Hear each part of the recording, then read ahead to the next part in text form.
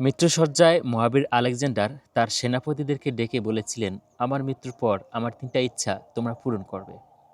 আমার প্রথম ইচ্ছা হচ্ছে শুধু আমার চিকিৎসকরাই আমার কফিন বহন করবে।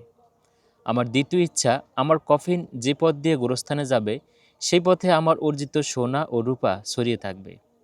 আর শেষ ইচ্ছা হচ্ছে কফিন বহনের সময় আমার ২ হাত কফিনের বাইরে ঝুলে থাকবে। তার সেনাপতি তখন তাকে এই বিচিত্র ইচ্ছা কেন করেছেন প্রশ্ন করলেন। তিনি দীর্ঘশ্বাস গ্রহণ করে আলেকজান্ডার বললেন, আমি দুনিয়ার সামনে ৩টি শিক্ষা রেখে যেতে চাই। আমার চিকিৎসকের কফিন বহন করতে এই কারণে বলেছি যে তারা যাতে লোক অনুধাবন করতে পারে যে চিকিৎসকেরা কোনো মানুষকে সারিয়ে তুলতে পারে না। তারা ক্ষমতাহীন আর মৃত্যুর থাবা থেকে রক্ষা করতে অক্ষম। গোরস্থানের পথে সোনা দানা ছড়িয়ে রাখতে বলেছি মানুষকে এটা বোঝানোর জন্য যে সোনা দানার একটা কণাও আমার সঙ্গে যাবে না।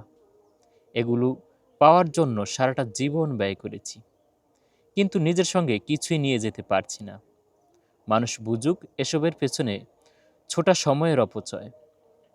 কফিনের বাইরে আমার হাত ছড়িয়ে রাখতে বলেছি মানুষকে এটা জানাতে খালি হাতেই পৃথিবী থেকে চলে যাচ্ছি। আলেকজান্ডারের এই ৩টি শিক্ষা আমাদের জীবনে অত্যন্ত গুরুত্বপূর্ণ। কিন্তু আমরা মানবজাতি এমন এক জাতি যাদের একটা সোনার পাহাড় হলে ২টা সোনার পাহাড়ের জন্য খুঁজতে অস্থির হয়ে যাই। রাসূল সাল্লাল্লাহু আলাইহি সাল্লাম বলেছিলেন, মানুষ এমন জাতি যাদের যদি একটা পাহাড় পরিমাণ সোনা থাকে তাহলে সে আরেকটা পাওয়ার জন্য অস্থির হয়ে থাকবে।